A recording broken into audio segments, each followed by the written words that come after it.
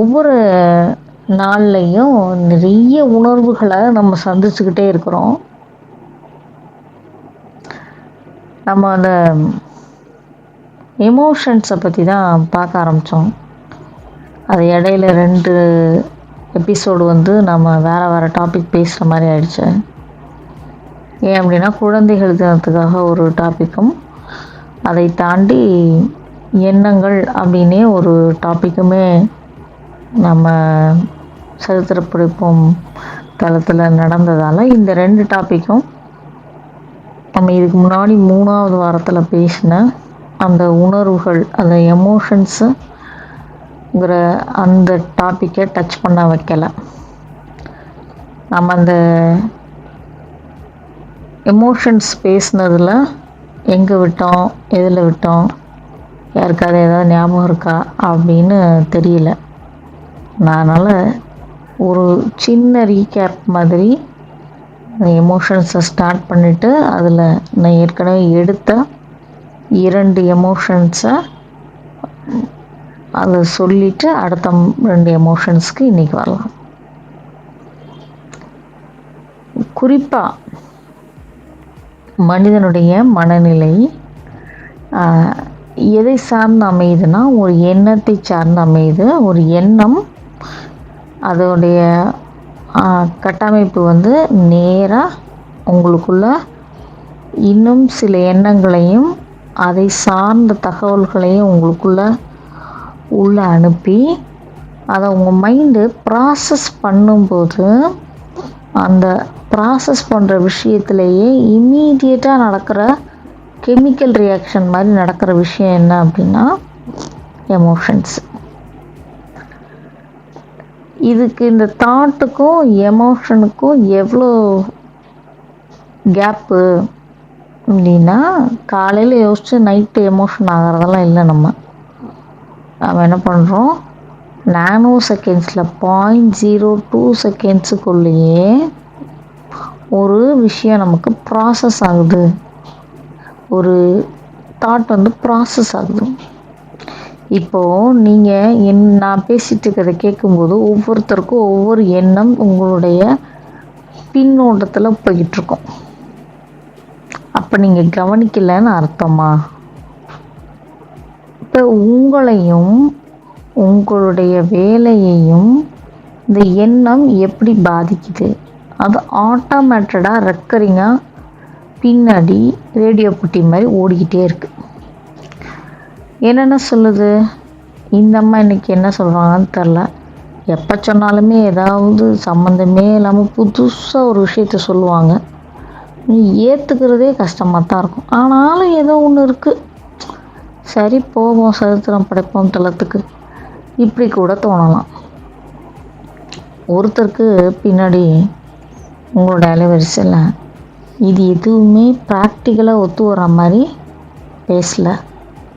ஒருத்தர் இது கண்டிப்பாக ப்ராக்டிக்கலாக ஒத்து வரும். ஒருத்தர் இவங்க பேசுகிறது சுத்தமாக புரியவே இல்லை.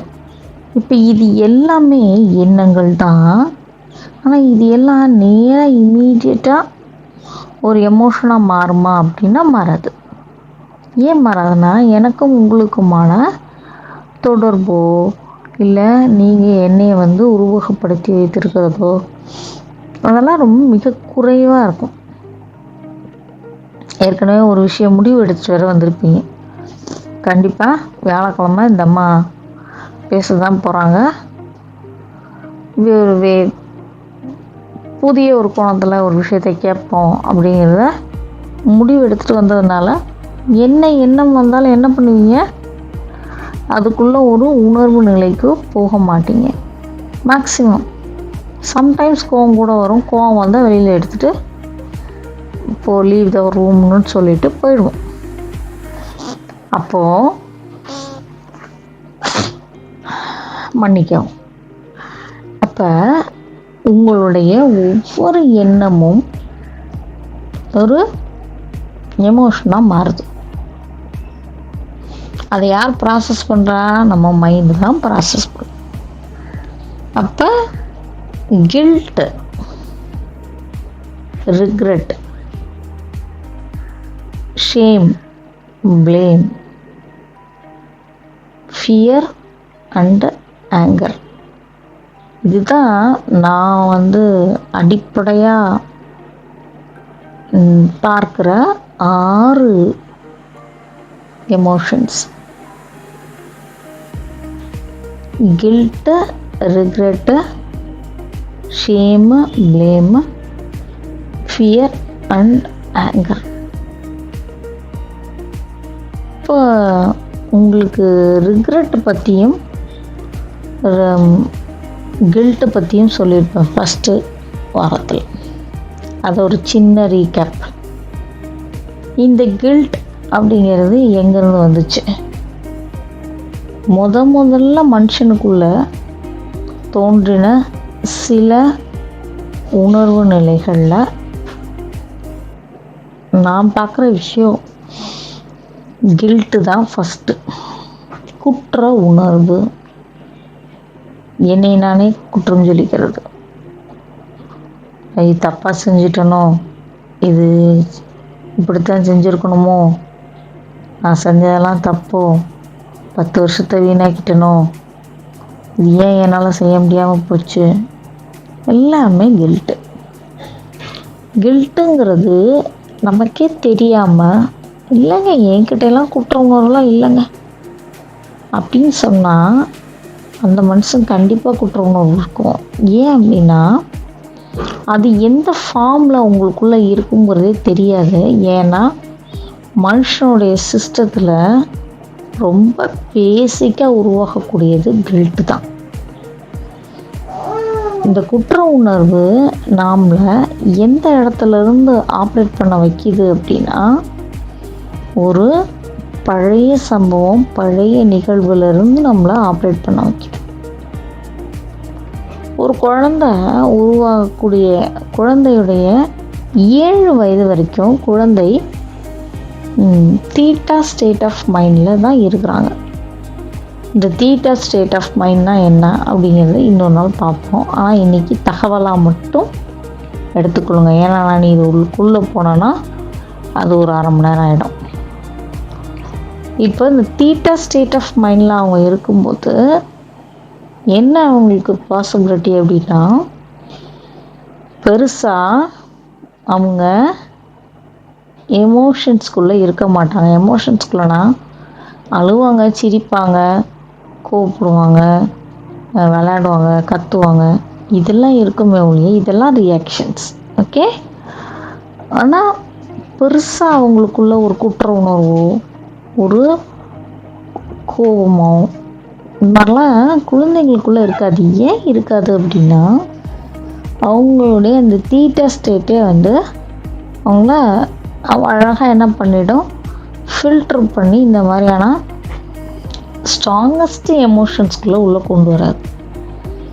நாம் என்ன பண்ணுறோம், இந்த காலத்தில் 5 வயசாக இருக்கும்போதே உனக்கு அறிவு இல்லையா, தப்பு செஞ்சிட்டியேன்னு கொஞ்சமாவது உனக்கெல்லாம் குற்ற உணர்ச்சி இருக்கா, தப்பு செஞ்சில்ல, தப்பு செஞ்சேன்னு ஒத்துக்கோ, சொல்லு, வருத்தப்படு. நல்லா தெரிஞ்சுக்குங்க, ஒரு குழந்தைகிட்ட நீங்கள் சொல்கிற இந்த வார்த்தை உங்கள் குற்ற உணர்ச்சியை ஏற்படுத்தணுங்கிற அந்த பிஹேவியர் எங்கேருந்து வருதுன்னா, நீங்கள் எஃபெக்ட் ஆன இடம் முதல்ல குற்ற உணர்ச்சியாக தான் இருக்கும். யாருமே சொல்லாமே குற்ற உணர்ச்சியாக இருப்பீங்க. எப்படி முதல்ல ஏதோ ஒரு தப்பு செஞ்சுருப்போம், அந்த தப்பை மறைச்சிருப்போம், அதில் ஆரம்பிச்சிருக்கோம் குற்ற உணர்ச்சி. ஒரு குழந்தையாக இருக்கும்போது பள்ளி பாடத்தில் ஏதோ ஒரு தப்பை விட்டுருப்போம், டீச்சர் அங்கே அன்னைக்கு அடிச்சிருப்பாங்க. நம்ம காலத்துலலாம் அடி தான், கரெக்டு தானே? இந்த காலத்தில் தான் அடிக்கிறதெல்லாம் இல்லையே. இப்போ அந்த காலத்தில் அடிக்கிறாங்கங்கிறப்போ நம்ம என்ன பண்ணுவோம், பயங்கர குற்ற உணர்ச்சி ஆயிரும். நேற்று எழுதியிருக்கலாமோ, விளையாடாமல் நேற்று ரோட்டில் போய் ரொம்ப நேரம் விளையாண்டுட்டோம், விளையாடாமல் அழகாக என்ன பண்ணியிருந்துருக்கலாம், எழுதியிருந்துருக்கலாம், கொஞ்சம் சரியாகவும் எழுதியிருந்துருக்கலாம், இப்படி பண்ணிட்டோமே அப்படின்னு சொல்லியே நம்மளால் ரியாக்ட் பண்ணுறதே அந்த குற்ற உணர்ச்சி தான் ரியாக்டே பண்ணுவோம். குற்ற உணர்வுங்கிறது செய்த ஏதோ ஒரு விஷயத்தோட ரிசல்ட்டாக நம்மளே பார்த்து நம்மளையே நம்ம என்ன பண்ணிக்கிறோம், டீக்ரேட் பண்ணிக்கிறோம், ஒரு நிலையிலேருந்து நம்ம தாழ்த்திக்கிறோம். ஆனால் உங்களுக்காக கொடுக்கப்பட்டிருக்க உண்மை நிலை என்ன அப்படின்னா, நீங்கள் முழுமையானவர்கள், whole complete and perfect infinite பீயிங்காக தான் நீங்கள் இருக்கிறீங்க. உங்களோட உண்மையான ஸ்டேட், உங்களுடைய நிலை, நீங்கள் யார் அப்படின்னு கேட்டால், நீங்கள் எல்லாரும் ஒரு குட்டி பிரபஞ்சம். பிரபஞ்சம் எப்படி இருக்குது? ஹோல் கம்ப்ளீட் பர்ஃபெக்ட் இன்ஃபினிட் பீயிங்காக க்ரியேஷனில் எப்பயுமே அது இருக்குது. அதே போல தான் அதுக்குள்ளே இருக்கிற நம்மளும் அதனுடைய அதே ஆற்றல் தளத்தில் அது எப்படி இயங்கிக்கிட்டு இருக்கோம், பேரலாக நம்மளும் உள்ளுக்குள்ளே இயங்கிட்டு இருக்கோம். Whole complete and perfect infinite பீயிங்காக இயங்கிட்டு இருக்கோம். அப்போ இதை என்ன பண்ணுது, இந்த கில்ட் அப்படிங்கிறது அந்த ஒரிஜினல் ஸ்டேட்டில் இருந்து, உண்மையிலிருந்து நம்மளை தள்ளி வச்சிருது. எல்லா எமோஷனுமே நீங்கள் யார், உங்களுக்கு என்ன கொடுக்கப்பட்டிருக்கு, உங்களுக்கு இங்கே என்ன சமூகத்திலேருந்து என்ன கிடைக்கிது, இந்த ஆன்மாவும் உடலும் மனமும் எங்கேருந்து வந்திருக்கு அப்படிங்கிற உண்மையிலேருந்து உங்களை விலக்கி வைக்கிறது தான் எமோஷன்ஸ். அது என்ன எமோஷனாக வேணால் இருக்கட்டும். ஓகே, அது அறிவின்மை. தமிழில் சொல்லலாம் அறிவின்மை. அறிவுக்கு, புரிதலுக்கு, தெளிவான புத்திக்கு நேர் எதிரடையானது அறிவின்மை. அறிவின்மைன்னு பக்கத்தில் போட்டு எல்லா எமோஷன்லையும் லைனாக எழுதிக்கலாம். உங்களுக்கு என்னெல்லாம் இருக்கோ அது எல்லாத்தையும் எழுதிக்கலாம். இப்போது கில்ட்டும் ரிக்ரெட்டும் அது சார்ந்த முதல் விஷயங்கள். அதில் குற்ற உணர்வு, அதை சார்ந்த வருத்தங்கள். இந்த வருத்தங்கள் அப்படிங்கிறது இதில் நிறைய ஸ்டோரி இருக்கும். எனக்கு இப்படிலாம் நடந்து போச்சு, எனக்கு இப்படிலாம் ஆகிப்போச்சு, எனக்கு மட்டும் ஏன் இப்படி நடக்குது, எனக்கு மட்டும்தான் இதெல்லாம் நடக்குது, இதெல்லாம் என்னது, ரிக்ரெட். இப்போ இந்த கில்ட் அண்ட் ரிக்ரெட்டை தான் அன்னைக்கு பார்த்தோம். உனக்கு கொஞ்சமாவது குற்ற உணர்ச்சி இருக்கா, கொஞ்சமாவது வருத்தப்படுறியா, இதை பற்றி நினச்சி கவலைப்படுறியா அப்படின்னு அடித்து அதை பிள்ளைங்கக்கிட்ட கொண்டும் வந்துடுறோம். அப்போ அடுத்த விஷயம் என்ன அப்படின்னா, இப்போது நாம் ரொம்ப இம்பார்ட்டண்ட்டான ஒரு விஷயத்தை பார்க்க போகிறோம். Guilt, regret, shame and blame. ஏன் இந்த ஃபியர் அண்ட் ஆங்கரை நான் முதல்ல எடுக்கல அப்படின்னா, இந்த ஃபியர் அண்ட் ஆங்கர் கூட அடுத்த லெவலில் தான் வர்றது. ஷேம் அண்ட் ப்ளேம் என்ன அப்படின்னா, பழி உணர்வும் அந்த ஒரு மாதிரி தன்னைத்தானே அசிங்கப்படுத்தி கொள்வது, அசிங்கமாக ஃபீல் பண்ணுறது. ஷேம்னா என்னது, அப்படியே ஒரு மாதிரி கூனி குறுகி போயிடுறதுன்னு சொல்லுவாங்க இல்லையா, அந்த ஷேம். அண்ட் த ப்ளேம், பழி தன் மேலே சுமத்தி கொள்ளுது.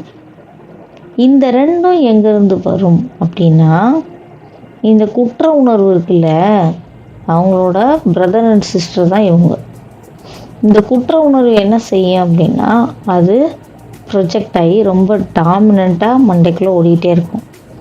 எனக்கு இது நடக்கலை, எனக்கு மட்டும் நடக்கலை, ஏன் நடக்கலைன்னு தெரியல, நான் இன்னும் கொஞ்சம் சரியாக பண்ணியிருக்கலாமோ, இன்னும் தெளிவாக பண்ணியிருக்கலாமோ, இத்தனை நாளை நான் வீணாக்கிட்டேனே, இப்படிலாம் பண்ணிட்டேனே, அப்படி பண்ணியிருக்கலாமோ, இப்படி பண்ணியிருக்கலாமோ, இதை இன்னும் கொஞ்சம் சரியாக செஞ்சுருக்கலாமோ.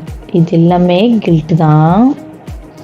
இது ரிலேட்டடான இந்த கில்ட்டிலேருந்து உங்களை ஒருத்தவங்களும் அது சம்மந்தமான விஷயத்தில் உங்களை மொத்தமாக டேமேஜ் பண்ணிட்டாங்க அப்படின்னா, அதுலேருந்து வர்றதான் ஷேம். அதை அவங்க மேலே பழி போடும்போது வர்றதான் ஷேம். ஷேம் அண்ட் ப்ளேம் வந்து எப்படின்னா இதோட ரிசல்ட்டு.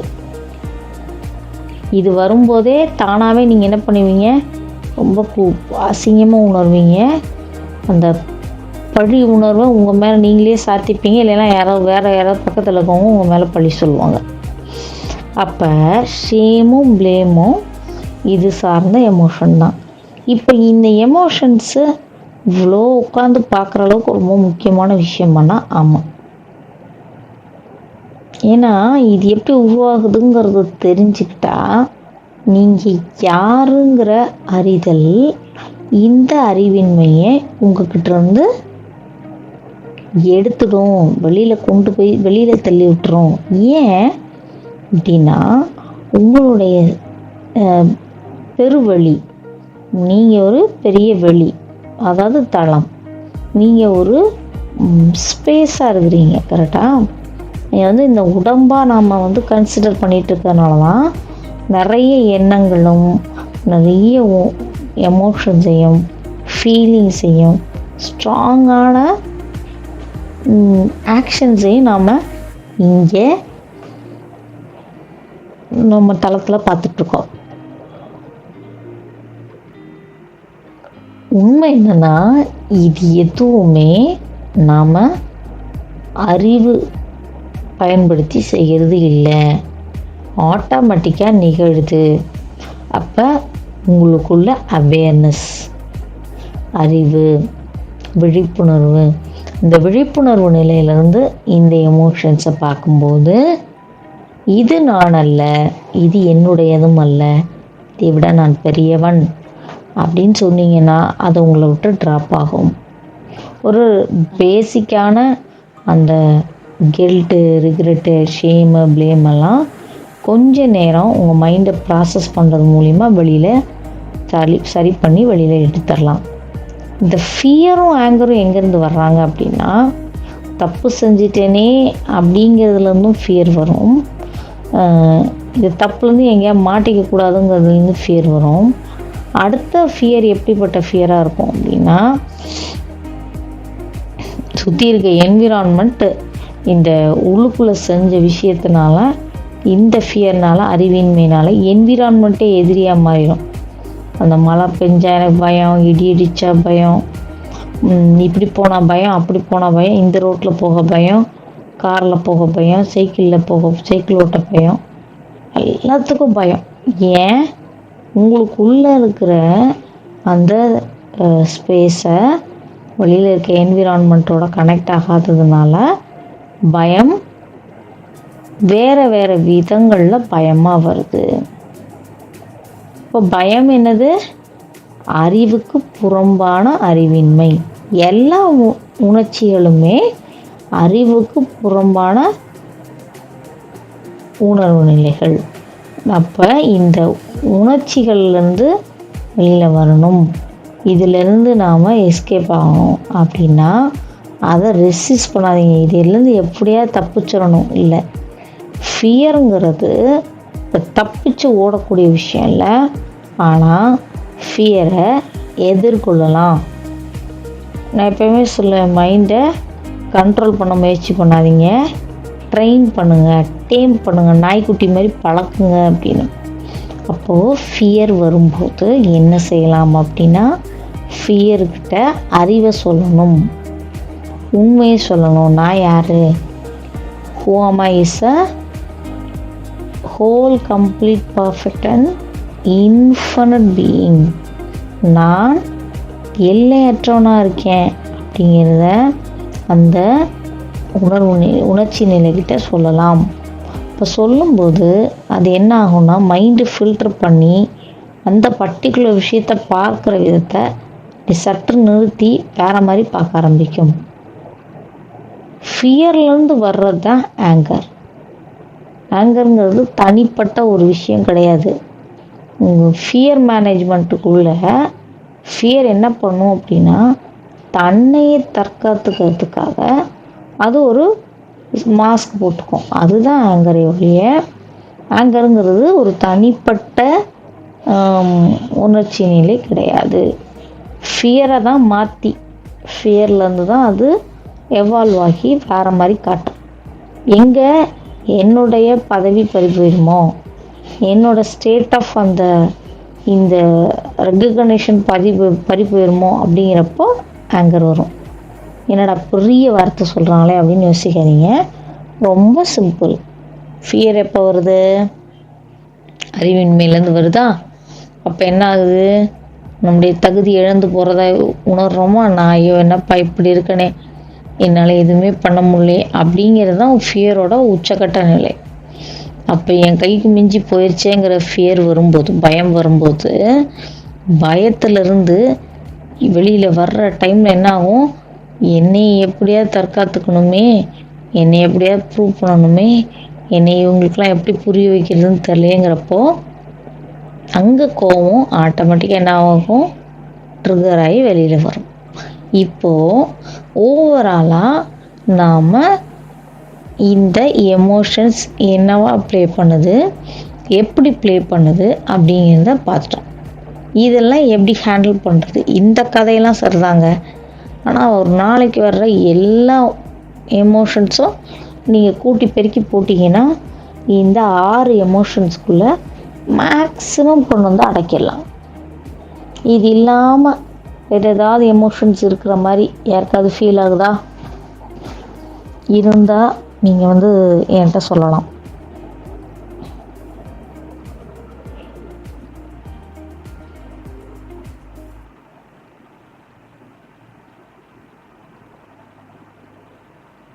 யாரும் கை தூக்கல.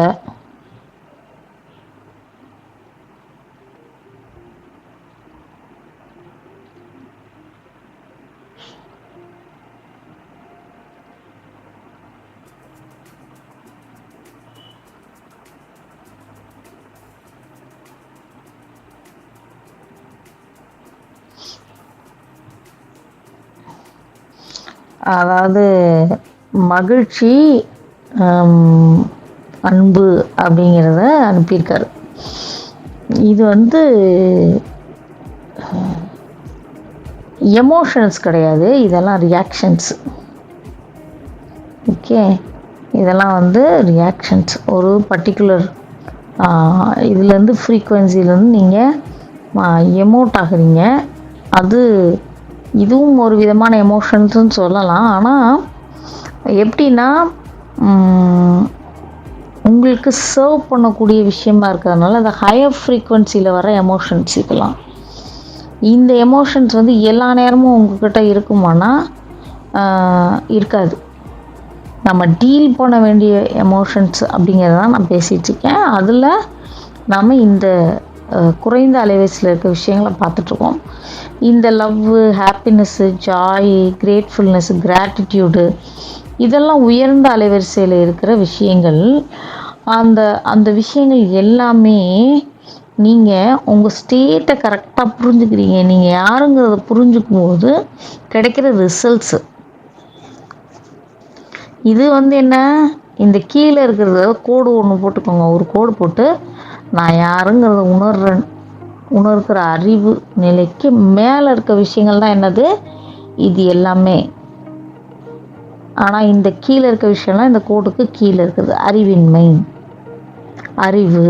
மேலே இருக்கிறதெல்லாம் அறிவு சார்ந்த விஷயங்கள். அறிவுனா லிட்ரலாக இன்டெலிஜென்ஸ் கிடையாது. அறிவுனா இது எல்லாமே மேலே இருக்கிறது எல்லாமே தெளிவோட, புத்தியோட, அது இதோட இந்த I am whole complete and பர்ஃபெக்ட்டுங்கிறதுடைய ரிசல்ட் ஓரியன்டான விஷயங்கள்.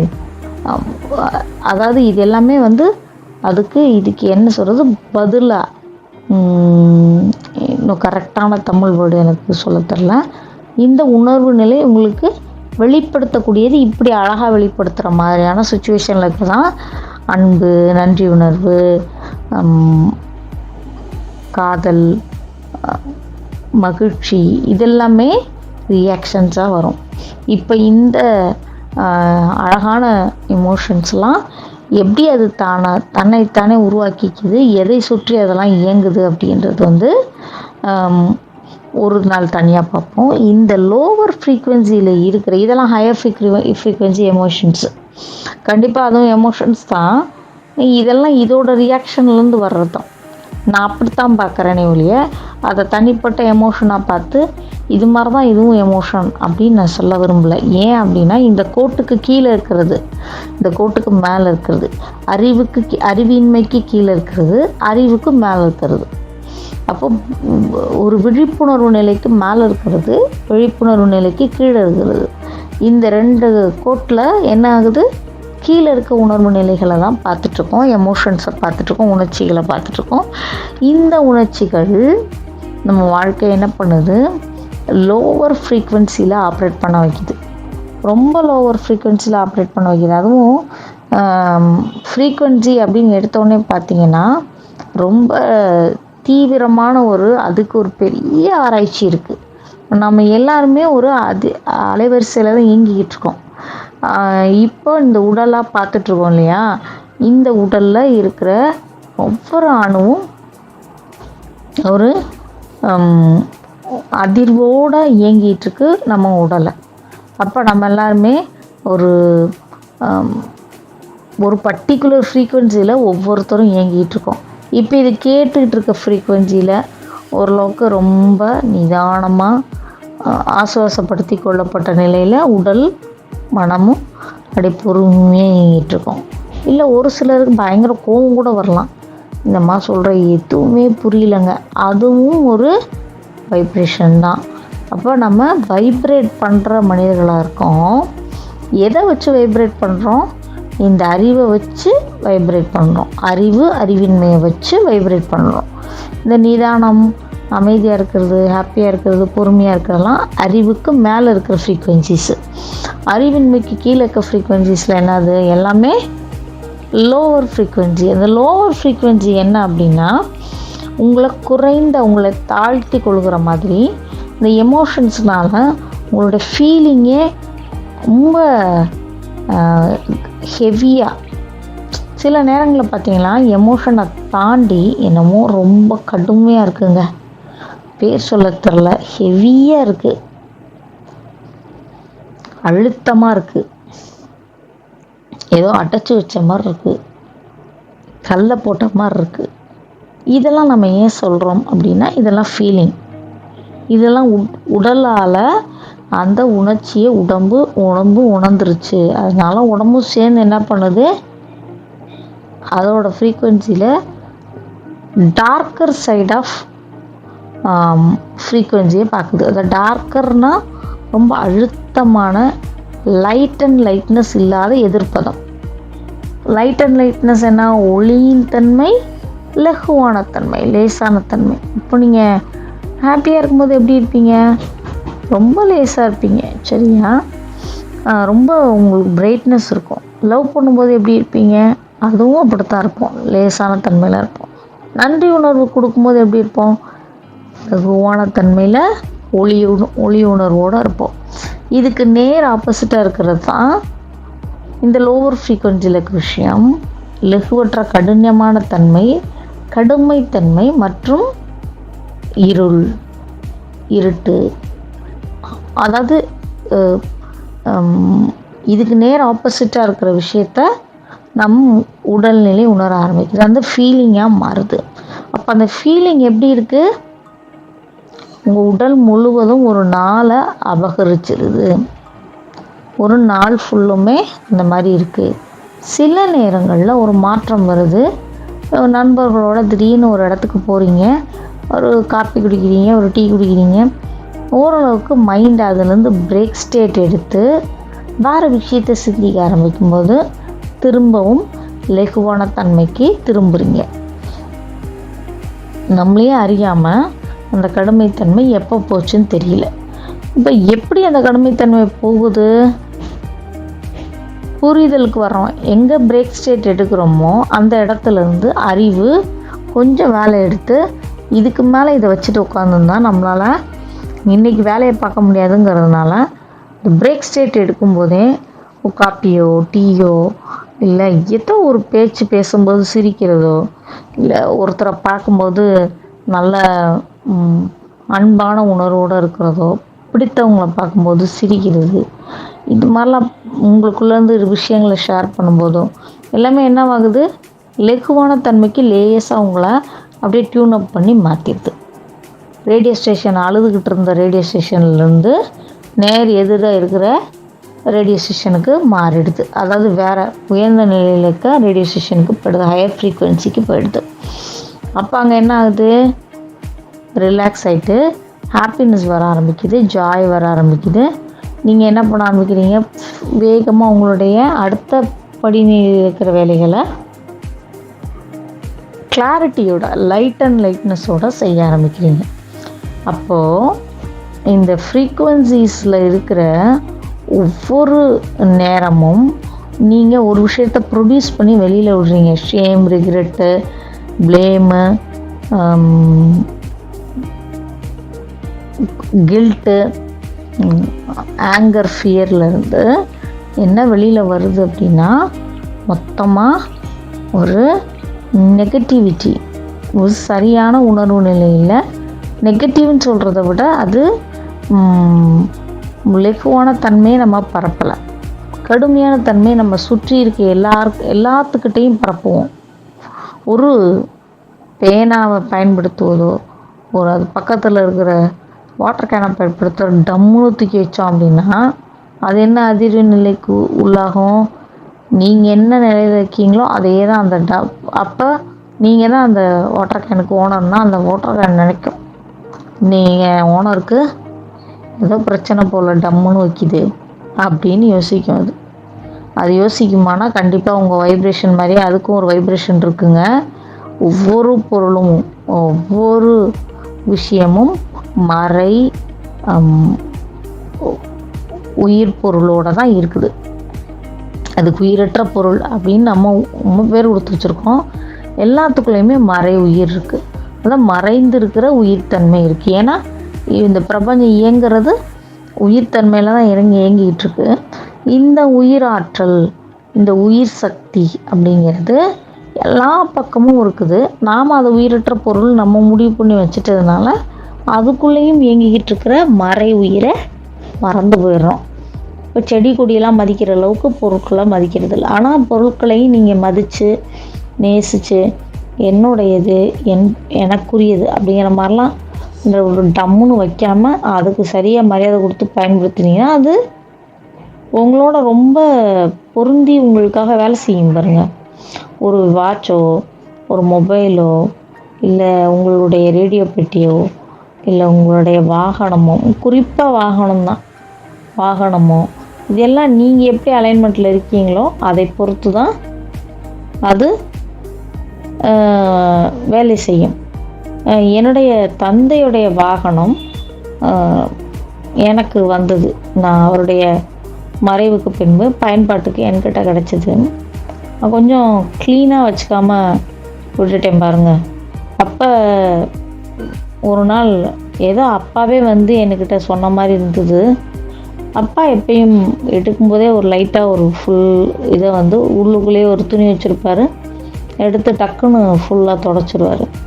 நான் அது செஞ்சதே இல்லை அப்படின்னப்போ அது சொன்னிச்சு அந்த வண்டி, அப்பானா எல்லாமே செய்வார் கரெக்டாக, நீ துடைக்க கூட மாட்டேங்கிற அப்படின்னு திட்டினப்போ அது எனக்கு ஏதோ திட்டின மாதிரி தான் தெரிஞ்சிச்சு.